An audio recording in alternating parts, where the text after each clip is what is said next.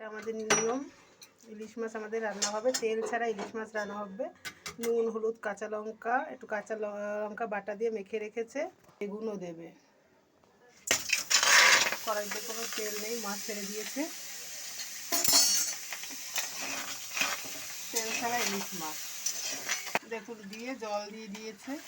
এভাবে রান্না করলে খেতে খারাপ হয় না, একদম একটু তেল দেওয়া যাবে না। এই মাছটা এদের নিয়ম, এটা আমাদের জোড়া ইলিশে এইভাবে খেতে হয় তেল ছাড়া। এর মধ্যে বেগুনও দিয়ে দেবে। এমনকি মাছের লেজটাও এখানটাও কাটা যাবে, এগুলো ফেলা যাবে না। এই মাছের কাঁটাগুলো কোনো বিড়াল ফিড়াল খাবে না, কাউকে খাওয়া যাবে না, জলে ফেলে দিতে হবে। এটাই নিয়ম। আর এই রান্নাটা দেখে মনে হচ্ছে এরকম, কিন্তু খেতে খুব টেস্টি হয়। আমরা ছোটোবেলা থেকে খেয়ে আসছি, বেশ ভালো লাগে খেতে।